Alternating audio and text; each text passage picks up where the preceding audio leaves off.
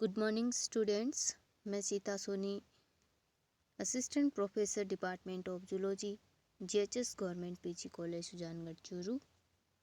आज हम BSc part first की जो फर्स्ट यूनिट है उस पर डिस्कशन कर रहे हैं। लीच का हमने जो है व्यवहार, हैबिटाट, इसके शरीर की आकृति, आकार, इसके बारे में हमने पहले वीडियो में स्टडी की थी। आज हम इसकी आहार नाल या एलिमेंट्री कैनाल और अन्य अंगों के बारे में डिस्कशन करेंगे। तो लीच की जो आहार नाल है ये मुख से गुदा तक विस्तरित होती है और इसे स्टडी की दृष्टि से 3 भागों में विभक्त किया गया है: स्टोमोडियम और फोरगट, मिजेंट्रोन और मिडगट, प्रोक्टोडियम और हिंडगट। तो सर्वप्रथम पूर्वांत्र एवं पश्चांत्र। भीतर की ओर क्यूटिकल आच्छादित एपिडर्मी उपकला से आश्रित होती है एवं मध्यांत्र जो है वो भीतरी एंडोडर्म उपकला से आश्रित होती है।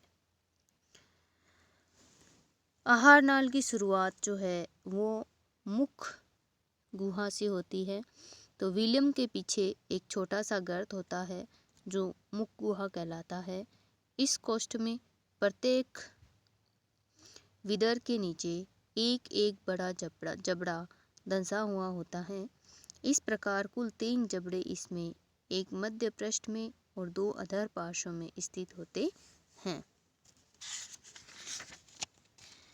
मध्य पृष्ठीय जबड़े पर 128 और पार्श्व जबड़े पर 80 से 115 तक दांत पाए जाते हैं। तीनों जबड़ों की दंत पंक्तियों के पार्श्व में 45 तक छोटी और 2 उभरी हुई संरचनाएं होती है जो सैलाइवरी पेपिला कहलाती है। सभी पेपिला पर अनेक सूक्ष्म छिद्र उपस्थित होते हैं जिनसे लार ग्रंथियों का स्राव निकलता है और यही 3 जबड़े रुधिर चूसने से पहले परपोषी की त्वचा में वाई आकृति का चीरा या घाव बनाते हैं। ग्रसनी 5 से 8वें खंड तक फैली हुई पाई जाती है और ये बेलनाकार फूली हुई संरचना है। पेशीय ग्रसनी में भीतर की ओर अनुदैर्ध्य वलन होते हैं और बाहर की ओर अनेक एक कोशिकीय लार ग्रंथियों के पुंज उपस्थित होते हैं।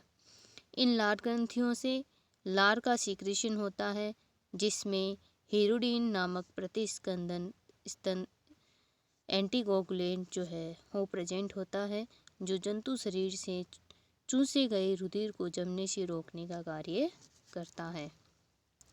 ग्रसनी के आगे ग्रसिका पाई जाती है। ग्रसनी एवं क्रोप को जोड़ने वाला छोटा भाग जो है ये ग्रसिका या ओसोफेगस कहलाता है। फिर ओसोफेगस के आगे क्रोप स्थित होती है। जोंक के 9वें खंड से 18वें खंड तक विस्तारित आहार नाल का सबसे बड़ा भाग क्रोप कहलाता है। पतली भित्ति से निर्मित यह लचीला भाग सामान्यतः 10 कोष्ठों का बना होता है। कभी कभी कोष्ठों की संख्या 11 भी हो सकती है। सभी कोष्ठों में आगे का भाग छोटा और पीछे का भाग चौड़ा होता है। पिछले चौड़े भाग से 2 ब्लाइंड आउटग्रोथ पीछे की ओर निकले रहते हैं जिसे शिका या अंधनाल कहते हैं। ये अंध प्रवर्ध आगे से पीछे की ओर आकार में बड़े होते जाते हैं तथा अंतिम कोष्ठ में सर्वाधिक बड़े होकर 22वें खंड या इसके पीछे तक जाते हैं। अंध प्रवर्धों युक्त क्रोप में रुधिर का संचय किया जाता है जो धीरे धीरे पचाया जाता है।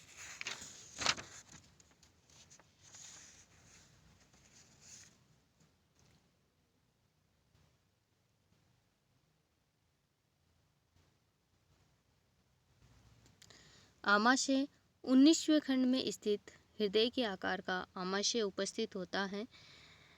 आमाशय आगे की ओर आंत्र में खुलता है जो 20 से 22वें खंड तक सीधी संकरी नली के रूप में पाई जाती है और इसमें पोषकों के अवशोषण हेतु सतह अत्यधिक बढ़ जाता है। आंत्र मलाशय में खुलती है जो 23 से 26 खंड तक आंत्र के पीछे की ओर फुला हुआ भाग होता है। इसमें वलन नहीं होते तथा आस्तरण भी क्यूटिकल का होता है। औतिकीय दृष्टि से आहार नाल के मुख कुहिक भाग में वृत्तीय एवं अनुदैर्ध्य पेशी तंतु, ग्रसनी भाग में वृत्तीय, अरीय एवं अनुदैर्ध्य प्रकार के पेशी तंतु उपस्थित होते हैं। आमाशय एवं आंत्र क्षेत्र के योजी ऊतक में हीमोसिलोमिक कोशिकाओं की बहुलता पाई जाती है। पाचन एवं अवशोषण इसके अंदर कि जोंक में पाचन से पूर्व क्रोप में अंतर्ग्रहित रुधिर का लयन या हीमोलाइसिस होता है। क्रोप में संचित रुधिर को रुधिर कणिकाएं टूट जाती है और हीमोग्लोबिन प्लाज्मा में विलय हो जाता है। कुछ जल भी अवशोषित होकर रुधिर गाढ़ा गहरे लाल रंग के द्रव जैसा बन जाता है, जो एक एक बूंद के रूप में क्रोप से आमाशय में जाता है। आमाशय में यह हरे रंग का हो जाता है तथा प्रोटीन अपघटनी एंजाइमों की सहायता से पचाया जाता है। आमाशय एवं आंत्र में होने वाली पाचन क्रिया पूर्णतः ज्ञात नहीं है, लेकिन कुछ वैज्ञानिकों के अनुसार आंत्र में उपस्थित जीवाणुओं के द्वारा पाचन क्रिया की जाती है। एक बार ग्रहण किए गए पूरे रुधिर आहार के संपूर्ण पाचन एवं अवशोषण की क्रिया संपन्न होने में 1 वर्ष तक का समय लग जाता है। यही कारण है कि एक बार पूर्ण आहार ग्रहण करने के पश्चात जोंक साल भर तक आहार नहीं लेती है। नेक्स्ट जो है इसमें है ये है रेस्पिरेशन। जोंक में वायवीय या ऑक्सीबायोटिक श्वसन होता है, किंतु विशिष्ट श्वसनांगों का इसमें अभाव होता है। सामान्यतः देह भित्ति ही श्वसनांग का कार्य करती है। जोंक की त्वचा आर्द्र या नम बनी रहती है एवं जल में घुलित प्राणवायु ऑक्सीजन का विसरण त्वचा के माध्यम से हीमोसिलोमिक द्रव्य में होता रहता है। देह भित्ति से हीमोसिलोमिक द्रव्य युक्त कोशिकाओं का घना जाल पाया जाता है, अतः गैसीय विनिमय के द्वारा यह श्वसन की क्रिया करता है। हीमोसिलोमिक या रुधिर गुहिका तंत्र क्रोप। जोंक में रुधिर परिसंचरण तंत्र विशिष्ट प्रकार का होता है, जिसे हीमोसिलोमिक या रुधिर गुहिका तंत्र कहा जाता है। इसमें प्रगुहा विशेष प्रकार की बोट्राइडल ऊतक की उपस्थिति के कारण 4 प्रमुख अनुदैर्ध्य वाहिकाओं, इनकी शाखाओं और अनेक अवकाशों के रूप में मिलती है, जिन्हें शिलोमिक द्रव्य कहते हैं, जो अमीबीय कणिकाओं युक्त भरा होता है। इसमें प्रगुही द्रव्य में हीमोग्लोबिन भी घुलित अवस्था में होने के कारण यह लाल रंग का दिखाई देता है। इस मिश्रित द्रव्य को ही रुधिर गुहिका द्रव्य कहते हैं। हीमोग्लोबिन विहीन मूल प्रगुहा या सीलोम मात्र वृषण व अंडाशय कोशों और शुक्र वाहिकाओं तक ही सामान्यतया सीमित मानी जाती है। मुख्य वाहिकाएं एवं उनकी शाखाएं इस प्रकार होती हैं। प्रथम है पृष्ठ वाहिकाएं। इसे पृष्ठ पार्श्व शाखाएं, पृष्ठ आंतरीय शाखाएं निकलती है। अधर वाहिका, इससे त्वक शाखाएं और वृक्क शाखाएं, और पार्श्व वाहिकाएं से पार्श्वीय शाखा, पार्श्व पृष्ठीय शाखा और पार्श्व अधरीय शाखा निकलती है। सर्वप्रथम है इसमें पृष्ठ वाहिका।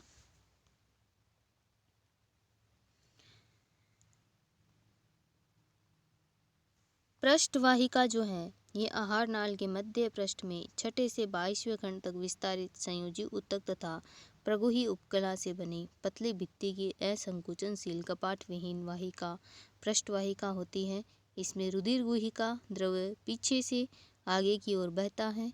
6ठे खंड के अग्रभाग से यह छोटी छोटी कोशिकाओं में विभाजित हो जाती है, जबकि 22वें खंड में यह 2 भाग बनाती हुई अधर वाहिका में मिल जाती है। पृष्ठ पार्श्व शाखाएं। पृष्ठ वाहिका प्रत्येक खंड में अधर पार्श्व से 2 जोड़ी पृष्ठ पार्श्व शाखाएं बनाती हैं, जो देह भित्ति के पृष्ठ एवं पृष्ठ पार्श्व भागों में कोशिका जाल निर्मित करती है। पृष्ठ आंतरिक शाखाएं। आहार नाल की भित्ति में जाने वाली ये अनेक शाखाएं पृष्ठ शाखा के अधर तल में एक जैसी पूरी लंबाई में निकली हुई रहती हैं। दूसरी है इसमें अधर वाहिका। आहार नाल के अधर तल की ओर स्थित यह वाहिका तंत्रिका मुद्रिका सहित संपूर्ण अधर तंत्रिका रज्जु को अपने में घेरे रहती हैं। पृष्ठ वाहिका से कुछ चौड़ी यह वाहिका खंडीय गैंग्लिया के वहाँ कुछ फूली हुई दिखाई देती है। शरीर के अग्र भाग से पश्च भाग तक फैली रहने वाली इस वाहिका में कपाट नहीं होते और असंकुचनशील संयोजी ऊतक की ये बनी होती है। त्वक शाखाएं। अधर वाहिका जो है इसके प्रत्येक खंड में दो जोड़ी शाखाएं बनाती है। प्रथम है इसमें त्वक शाखा। इन्हें प्रथम जोड़ी शाखाएं भी कहते हैं। खंडीय तंत्रिका तंत्रगुच्छक से निकलते ही प्रत्येक दो उप शाखाओं में विभाजित हो जाती है, जो क्रमशः अधर उपशाखा एवं उदरीय पृष्ठीय उपशाखा कहलाती है। देह भित्ति के अधर पार्श्व में कोशिका जाल अधर उपशाखा बनाता है, जबकि उदर पृष्ठीय उपशाखा द्वारा पृष्ठ पार्श्व में त्वक जालिका का निर्माण होता है। दूसरी है वृक्क शाखाएं। इन्हें द्वितीय जोड़ी शाखाएं भी कहा जाता है। ये खंडीय तंत्रिका गुच्छक के पीछे से निकलकर बाहर की ओर बढ़ती हुई वृक्क की ओर जाती है और वृषण कोश होने पर उसमें से पक्षमावी अंग तक बढ़ जाती है। पार्श्व वाहिकाएं। आहार नाल के दोनों पार्श्व में मोटी भित्ति पेशीय एवं संकुचनशील वाहिकाएं होती हैं, जिनमें कपाट पाए जाते हैं। इनमें परिसंचरित होने वाला द्रव्य पीछे से आगे की ओर बहता है। पार्श्व वाहिकाएं संग्रह एवं वितरण दोनों का कार्य करने का कार्य करती है, जो कि पार्श्व शाखा और पार्श्व पृष्ठीय शाखा में विभेदित हो जाती हैं और पार्श्व अधरीय शाखा इसकी तीसरी शाखा होती है। रुधिर गुहिक द्रव्य का परिसंचरण।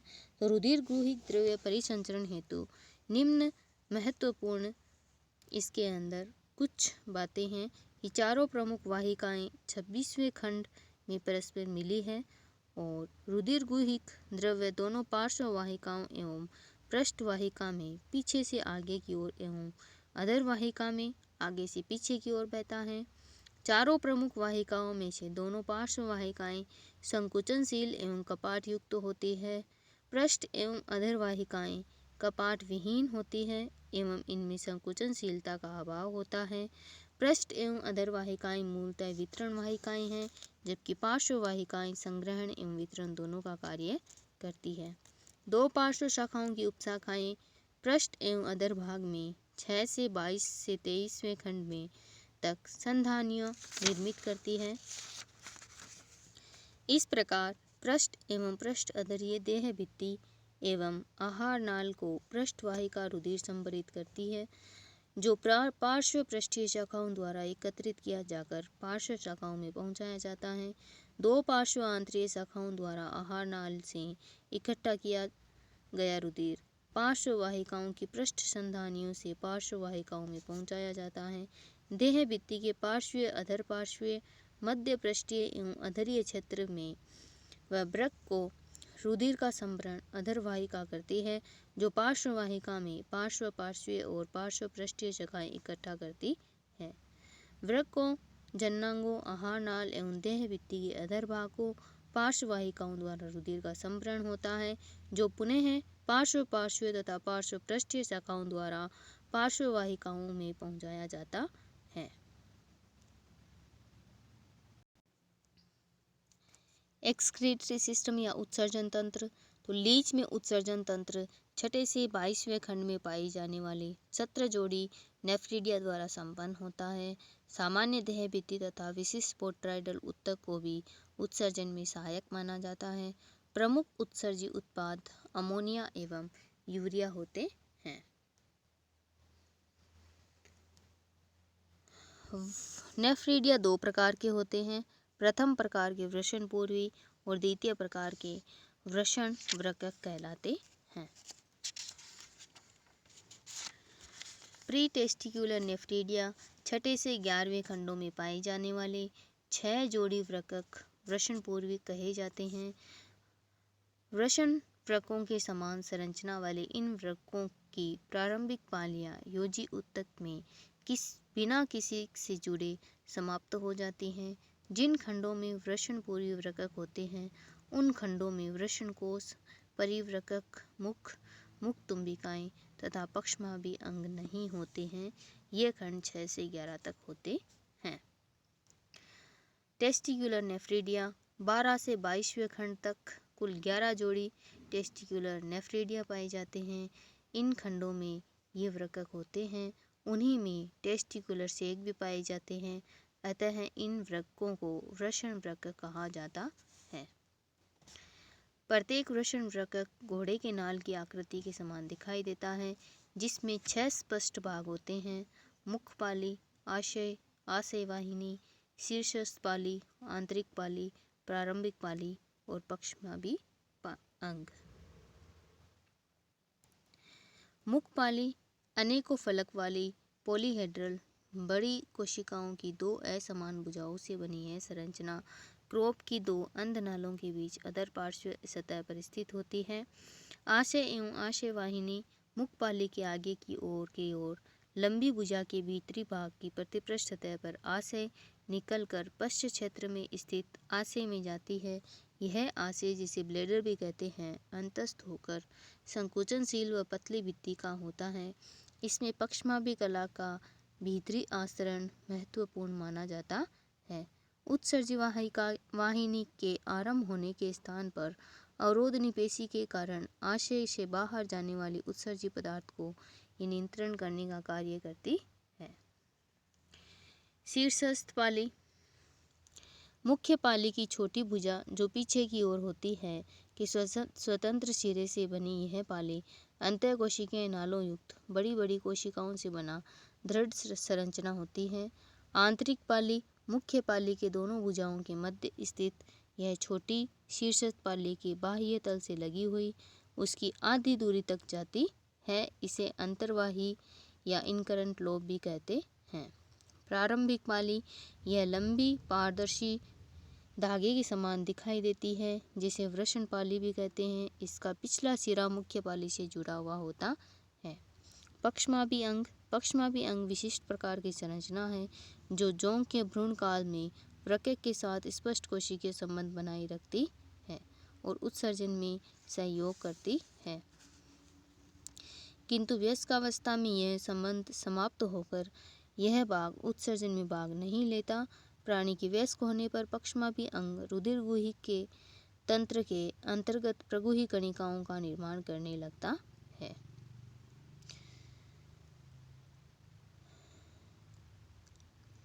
परिवृक्क मुख तुम्बिकाओं के भीतर 4 या 5 रज्जुकों से तुम्बिका की अंतः भित्ति से लटके रहने वाले इस पक्षमाभी अंग में स्पंजी केंद्रीय आशय के चारों ओर अनेक पक्षमाभी कीप लगे होते हैं। केंद्रीय आशय का स्पंजी भाग संयोजी ऊतक कोशिकाओं से निर्मित होता है जो प्रगुही कणिकाएं बनाता है। इसकी भित्ति एक स्तरीय कोशिकाओं की बनी होती है और इसमें असंख्य सूक्ष्म छिद्र पाए जाते हैं। उत्सर्जन की कार्य की या फिजियोलॉजी ऑफ एक्सक्रीशन सभी वृक्कों में रुधिर गुहिक वाहिकाओं की शाखाएं अत्यधिक होती हैं। ग्रंथिल कोशिकाओं द्वारा रुधिर गुहिक द्रव्य से नाइट्रोजिनस उत्सर्जी उत्पाद पृथक किए जाते हैं। इसके अंतर्गत अधिकता जल की अधिकता अमोनिया और यूरिया का पृथक्कीकरण प्रमुख रूप से होता है। ये आशय में एकत्रित किए जाते हैं तथा वृक्क रंध्र के माध्यम से इन्हें बाहर निर्गमित कर दिया जाता है। इस प्रकार से इसमें उत्सर्जन की क्रिया जो है संपन्न होती है और सर्कुलेशन की क्रिया जो है वो संपन्न होती है। नेक्स्ट टॉपिक के अंदर नेक्स्ट वीडियो में हम इसका संवेदी अंग, तंत्रिका तंत्र और जनन तंत्र के बारे में डिस्कशन करेंगे।